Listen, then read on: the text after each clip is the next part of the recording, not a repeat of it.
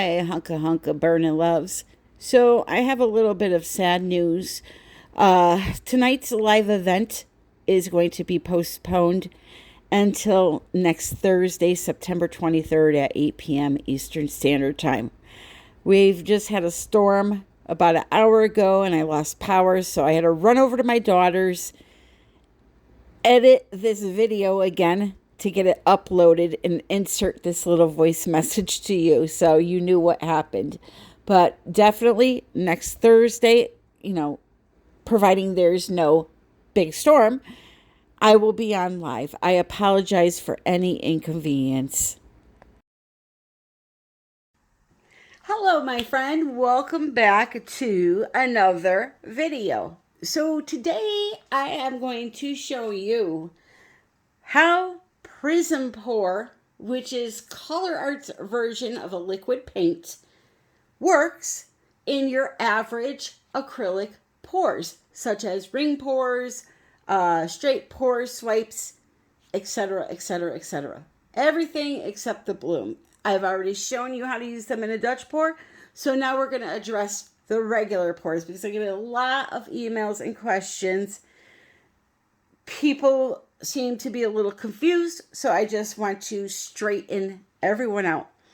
So these are COLOURARTE's liquid version of a paint, meaning you treat these just like you would a Liquitex Golden or Deco Art paint. No matter what technique I am doing, whatever is in one paint color, as far as pouring medium or Floetrol or water, goes into all colors.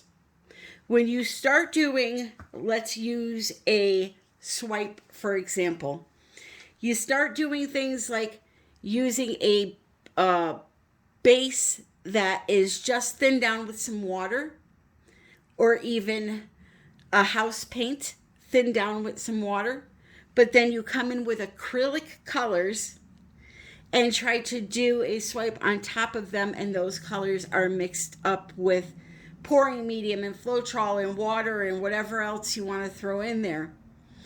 You have to worry about how the chemistry is going to react, okay?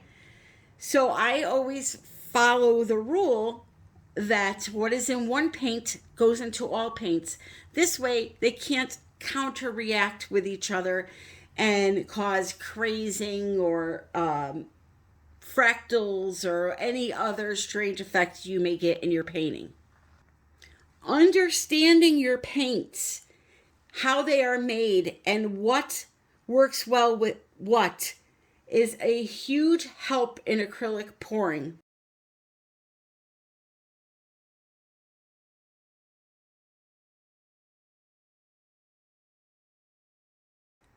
Sidebar here, side note, the term pillow and the term cell activator belong to one technique. If you are not doing an actual balloon style painting, what you pour on the canvas first is called a base paint or a flood coat, not a pillow.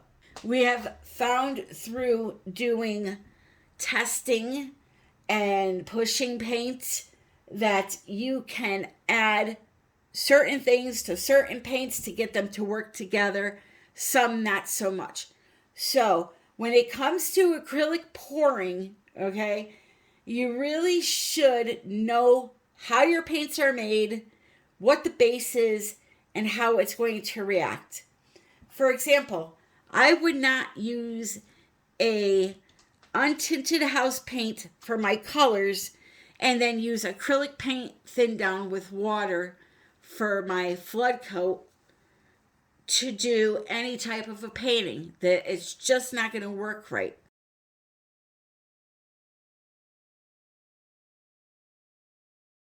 When it comes to regular acrylic pouring, the best thing you could do is find a normal pouring recipe. What I mean by normal is, let's leave out the house paints for these. Let's use either an actual pouring medium, like a Liquitex pouring medium, or an Artist Love pouring medium, or we can use Floetrol. We can combine the two. We can use glue and water. We can combine the three.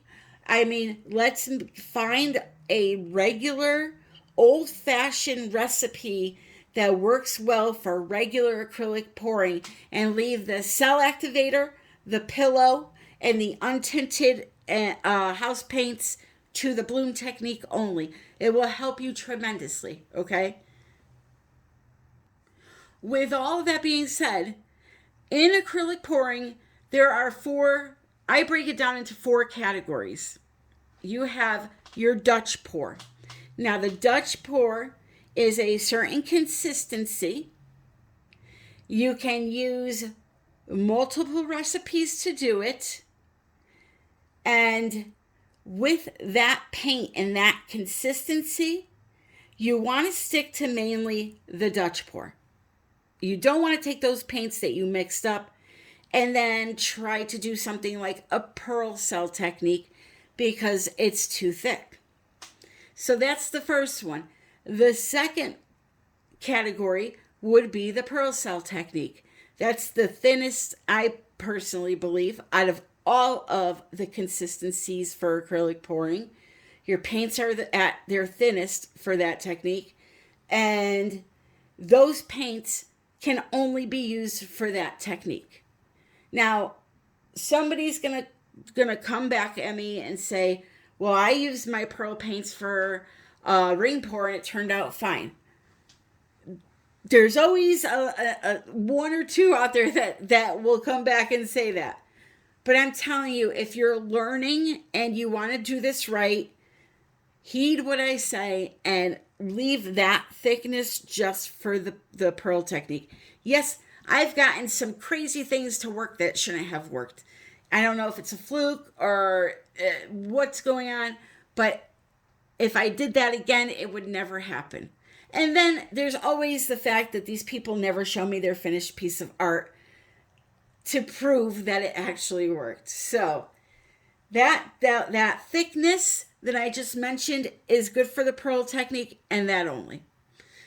The next thing, now let me back up a little bit. When I say pearl technique, that includes dump and swirls, things like that. Anything that creates the pearl, no matter how you pour it on the canvas, it is the thickness I'm talking about.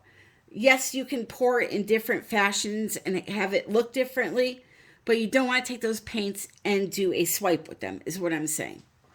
So now, the next category would be the bloom technique. That's the thickest of all the techniques. Again, you can take those paints and do a swipe with them. Although they're thicker, there's certain techniques that you can get them to work for.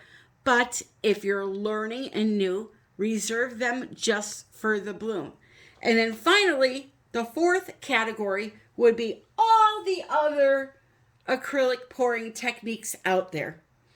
The ring pour, the straight pour, the dirty pour, the flip me upside down, spank my ass and call me Charlie pour. I mean, there are so many out there. Those are just your average acrylic pouring consistency, which is what I'm using today. If you mixed your paints like this, you could do any of those techniques except for the prior 3 that I mentioned. Now, can you technically do a Dutch pour with paint this thick?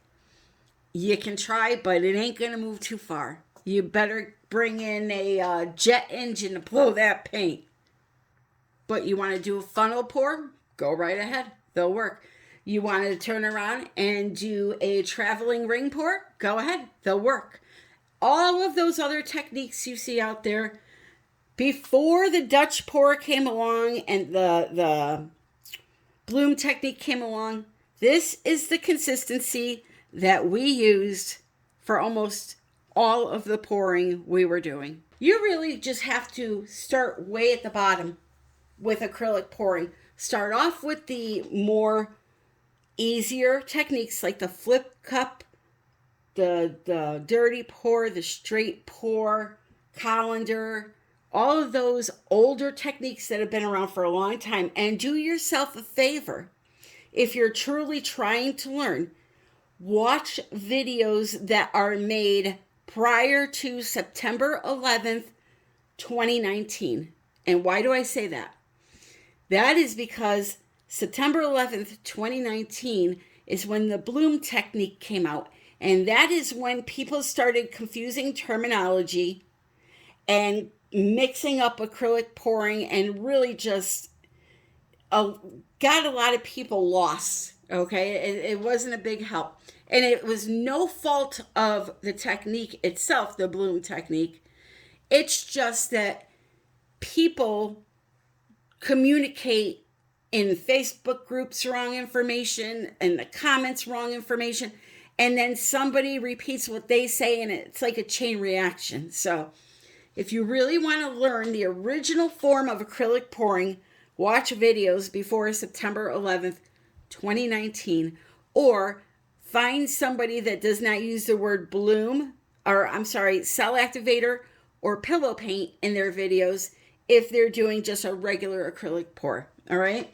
So with all that being said, let's get on here.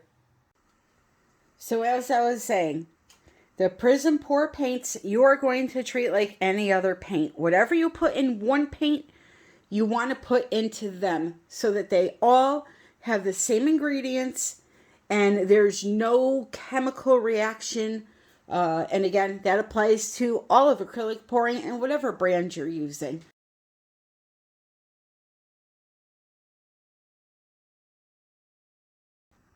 So I give you a quick peek at these colors. This is a violet rose, absolutely gorgeous. Then I will be using royal sapphire. Got a little clump in there. And then the last PRIZM pour color I am using is Neptune's Gaze. Okay. My tube paint colors. I have one Holbein, which is this cobalt violet. I have dioxazine purple by Golden, anthracnone blue by Golden, and phthalo turquoise, that's very full, by Golden. All of my paints, including my white paint that I'm going to put down on the canvas first, which is, by the way, Blick Acrylic Blackout White. You can get that through my Blick link in the description, Dick Blick Art Supplies. All of the paints that you see me use today are mixed with Floetrol. They don't even have any water in them except for one, and that was the Holbein because it was really thick. So the consistency of these paints on the consistency chart, which is a free download that you can print from the description of my video. There's a link down there. Is a 3. This is a number 3 on the consistency chart. And if you don't know what I'm talking about, I'm going to link a video in the description that explains how to use the consistency chart. And what it does is it communicates with you, although you're not in the room with me, exactly how thick my paints are. Okay, it's a really cool chart made by Mark Gilday. Okay, he is the owner of PoursCrapeRepeat.com. Sells the puffy and all those tools you see me use. The link comes from his website. You could go and print it out, make copies of it, and watch that video. Like I said, if you don't know how to use it, it's a genius idea. In all of my colors, except for the white base paint, I added 3 drops of spot-on treadmill belt silicone. Okay? You don't have to do that. I wanted to do that. Pouring down some white paint, and I don't even know what I'm doing here for techniques. But what I'm going to do is coat these canvases first. I know I'm going to do an open cup pour. Maybe I'll do a flip cup. I don't know. We'll see. So in this video, I'm not trying to design a piece of art for you. I'm trying to demonstrate the different techniques that you can do with these paints along with your other paints. So I just dumped some white onto the canvas here. And then the first one, I decided to do an open cup. So I got my little pour, scrape, repeat open cup there. And I'm just layering my paints in there one at a time. And adding a little white in between every like third or fourth color. I'm then going to slide it around and see what kind of cool designs we get.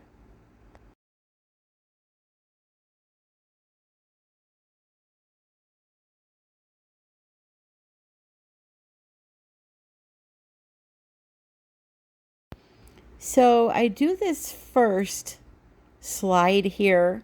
We got really pretty patterns, but you'll notice at the bottom where the cup was, there's a lot of color trapped under there. So I just used the cup again to kind of pull it out.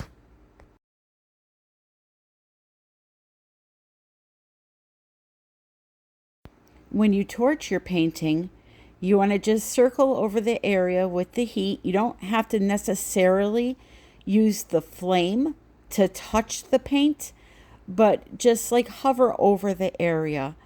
And now I'm going to tilt it a little bit. You can see just how slow I am going because you want to try to not ruin your design.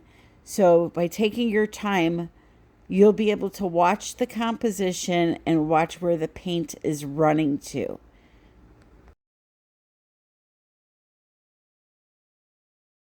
It's at this point that you can really ruin a beautiful painting if you're not careful. I'm one that doesn't have patience. And, you know, it took all of my willpower to not just pick that painting up and flip it all around. And by the way, if you're thinking, oh, move those two canvases, you're going to get paint all over them. It doesn't matter. I'm going to be pouring on top of them. These canvases were long and very hard to fit in the picture when I was filming. So I had to kind of keep them close to each other there. So I'm going to speed up the tilting here in a minute, but I wanted you to see just how slow I was going.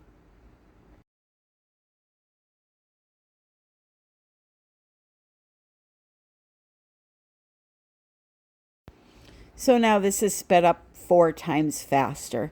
As I said, just keep your eye on the composition and take your time and you'll do fine.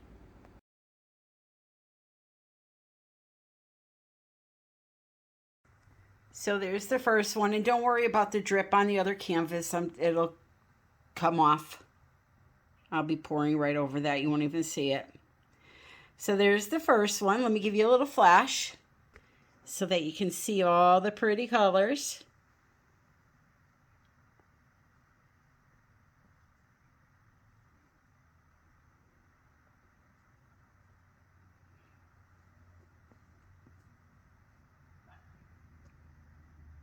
And it's daylight, so it's kind of hard.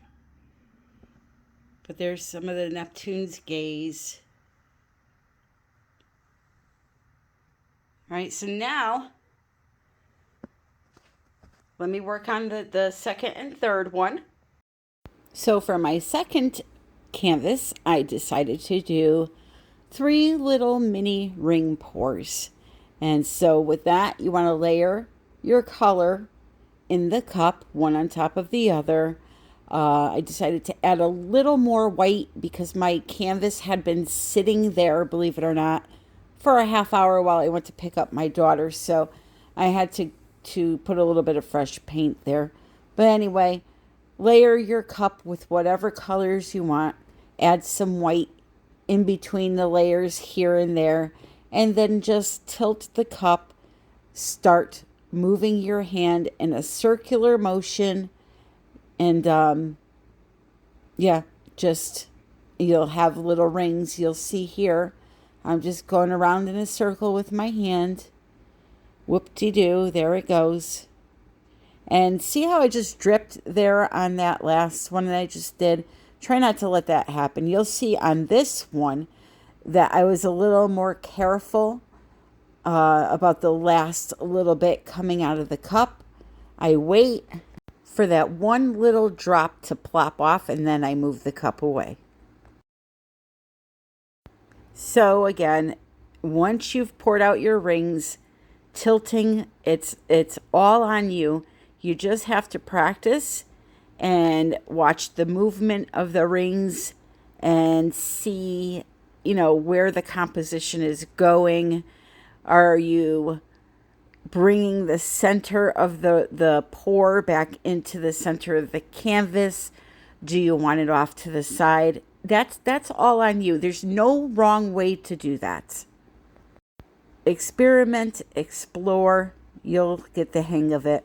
And I'll tell you what, there is nothing more sexier than paint, thick paint, sliding over the side of a thick edged canvas, I'll tell you. Oh boy, the things that excite me now that I'm older. All right, let's check this one out now. So we got a lot of the Royal Sapphire and Neptune's Gaze poking through there. Of course, once you resin these, they're even more fantastic.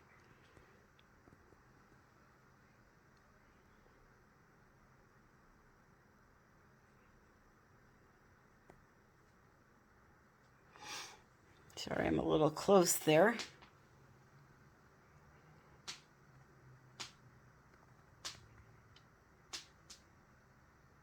We're going to move on to the next in a second here, but just take a look at those cells. I mean, they're so cool looking.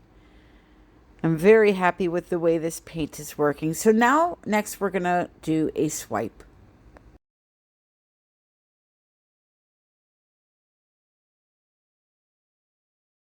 So I just decided to zigzag my color that I had left over the third canvas.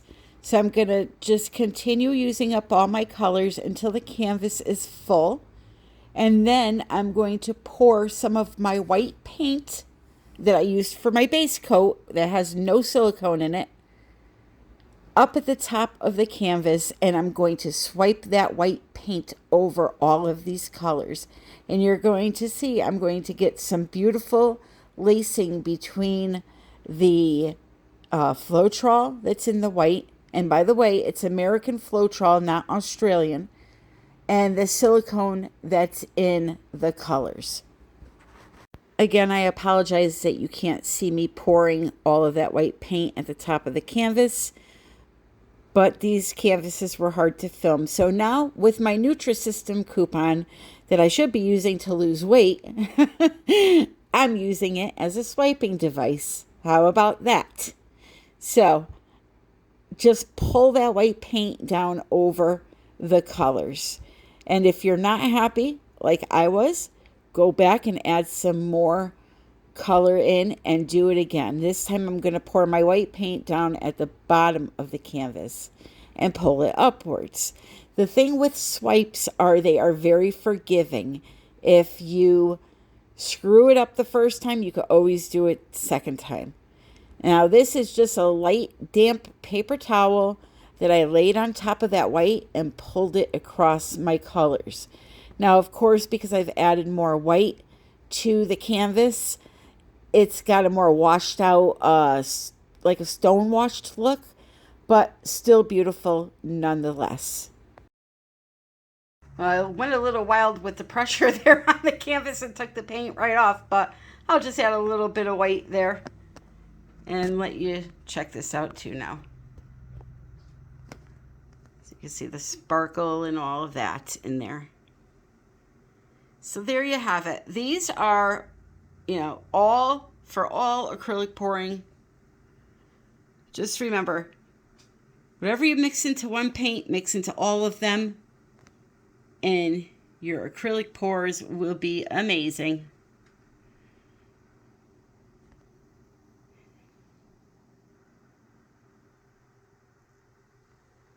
So if you enjoyed the video, please click like, please subscribe. Please comment in the description what you thought, and please share the video with anybody you think may like to try out acrylic pouring. My channel is the place to learn if they're new, so yeah. There you have it.